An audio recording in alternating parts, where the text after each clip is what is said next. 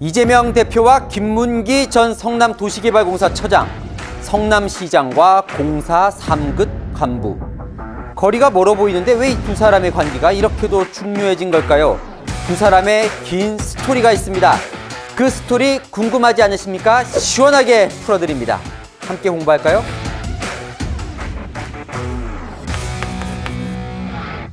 안녕하세요. 동행과 뉴스터디 동정민 앵커입니다. 자, 2021년 12월 21일 대장동 사건으로 수사를 받던 김문기 전 성남도시개발공사 처장이 극단적인 선택을 합니다. 불과 12일 전인 12월 9일 유한기 전 본부장도 극단적 선택을 이미 한 상황이었죠. 자, 국민의힘은 대장동 사건 진실을 가리기 위해 김 처장을 압박했던 것 아니냐며 이재명 당시 민주당 대선 후보를 몰아붙입니다. 그때 나온 말이 바로 이재명 후보 성남시장 당시 때 김문기 처장을 몰랐다는 발언입니다. 이 발언은 엄청난 후폭풍을 몰고 오고 있습니다. 자, 첫 번째, 이 발언이 허위 사실이라면서 이걸 공표한 혐의로 선거법 위반으로 지금 재판에 걸려 있습니다. 만약에 이 재판에서 벌금형 100만 원 이상을 선고받는다면 다음 대선에 출마를 할 수 없게 됩니다. 두 번째, 이 발언을 듣고 유동규 본부장이 마음을 바꿨다는 보도가 나왔지요. 나도 이렇게 될 수 있겠다 생각을 했다는 겁니다. 이재명의 남자들 2탄 김문기 전 처장만 따로 주목한 이유, 이재명 대표의 운명을 쥔 인물이 돼버렸기 때문입니다. 그 스토리 속으로 지금부터 들어가 보겠습니다. 2008년으로 가봅니다. 당시 동부건설에서 근무를 하던 김문기 처장이 가장 먼저 엮인 건 바로 유동규 본부장입니다. 당시에 동부건설이 분당 한솔 5단지 아파트 리모델링을 수주했는데 마침 그 아파트 리모델링 추진위원장이 유동규 본부장이었던 거예요. 자, 2009년으로 넘어가면서 자, 이 김문기 처장은요, 한국 리모델링 협회 간사를 맡고 있었습니다. 자연스럽게 이재명 변호사, 정진상 당시 변호사 사무장, 김용 다른 아파트 리모델링 추진위원장과도 친해지는데요. 이재명 당시 변호사는 2010년 성남시장 선거를 준비를 하면서 성남정책연구원이라는 단체를 만들어서 리모델링 공약에 공을 들이고 있을 때입니다. 그리고 2009년 이 두 단체는 함께 공동 세미나를 개최를 하고 두 사람이 나란히 앉습니다. 그 세미나 이후에 김문기 처장은 회사에 부탁을 해서 이재명 본부장, 당시 변호사에게 선물을 보내줬으면, 명절 선물 보내줬으면 좋겠다라고 얘기를 해서 보내줬다고 하죠. 그래서 검찰은 이재명 대표가 성남시장 전 변호사 시절부터 두 사람이 이미 알고 있었다, 이렇게 보고 있습니다. 자, 이재명 성남시장이 2010년에 당선이 된 다음에 3년이 지나 2013년 성남도시개발공사가 설립이 됩니다. 김문기 처장은 그때 이 공사에 입사를 해요. 유동규 본부장 밑으로 가게 된 거죠. 그리고 입사를 하자마자 핵심 공약이었던 이 위례 개발의 실무를 담당합니다. 자, 이듬해인 2014년 논란에 출장을 가게 되죠. 누가요? 이재명 성남시장, 유동규 본부장, 김문기 팀장이요.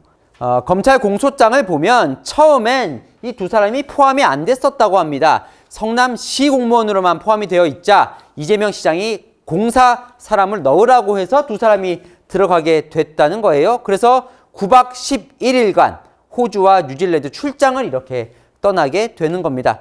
당시에 김문기 처장은 이 출장이 아주 좋았던 것 같습니다. 당시 딸과의 이 영상통화에서 시장님과 함께 골프도 쳤다, 이렇게 좋아했다고 하죠. 유동규 본부장은 최근에 당시 이 세 사람이 함께 카트를 타고 골프까지 쳤는데 몰랐다는 건 말이 안 된다라는 식의 진술을 하기도 했습니다. 자, 그리고 2015년 김문기 처장은 대장동 사업의 실무를 총괄합니다. 그러면서 이걸 잘 했다면서 성남시장 상도 받죠. 자, 2016년과 2017년에는 더 자주 만납니다. 누가요? 김문기 팀장과 이재명 시장이요. 왜냐? 이 대장동 사업이 이제 공모가 선정이 됐으니까 사업이 진행이 되잖아요. 그 진행의 보고를 김문기 처장이 이재명 성남시장을 찾아가서 하게 됩니다. 이재명 시장이 기자회견을 할 때도 그 준비도 하고 실제로 회견장에도 갔다고 하지요.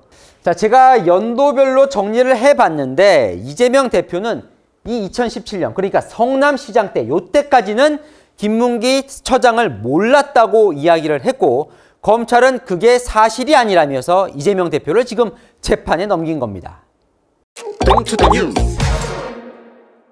자, 이 두 사람은요, 이재명 시장이 경기도지사가 된 이후에 오히려 더 가까워집니다. 왜냐? 이 당시에도 이재명 경기도지사 후보가 선거 과정에서 허위 사실을 공표했다면서 검찰이 이후 이재명 지사를 재판에 넘깁니다. 무슨 발언 때문이었냐면 대장동 사업으로 나는 5,500억 원을 환수했다라면서 치적을 자랑을 합니다. 당시 도지사 선거를 할 때 검찰은 수익금 규모가 확정이 안 되었는데 구체적으로 이 박은 거는 허위 사실이다 이렇게 이제 기소를 재판에 넘기는 건데요. 당연히 이재명 지사로서는 재판에 대비를 해야 되잖아요.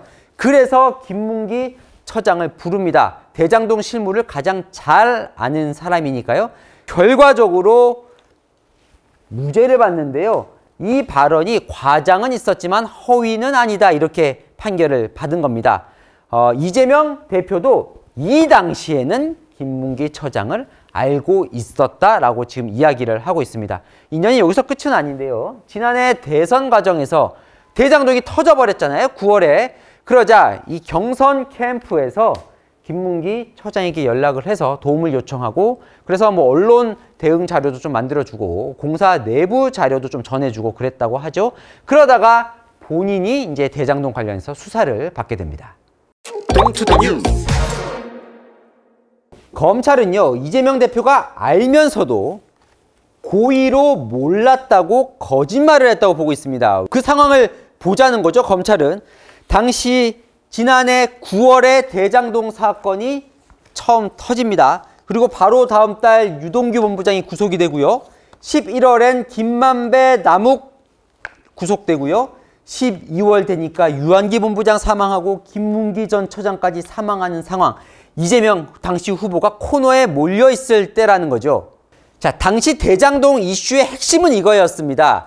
이재명 후보는 이 대장동 사업이 단군 이래 최대 치적이라고 해왔는데 이 알고 보니까 초과 이익 환수 조항을 삭제해서 이 대장동 일당에게 돈만 몰아준 것 아니냐라는 이제 공격을 받기 시작했다는 거예요. 그 핵심 참고인이 바로 김문기 처장이었습니다. 자, 사망 후에 김문기 처장의 자필 편지가 발견이 되는데요. 거기에 이런 내용이 들어있습니다. 억울하다. 본인은 초과 이익 환수 조항을 넣자고 3차례나 제안을 했는데 오히려 거절당했다고요.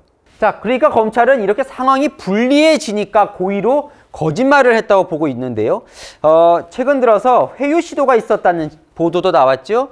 이재명 후보가 몰랐다고 발언한 이후에 이재명 대표 캠프 측 인사가 김문기 전 처장 유족을 만나서 회유를 하려 했다. 이런 지금 의혹도 제기되어 있는 상황입니다.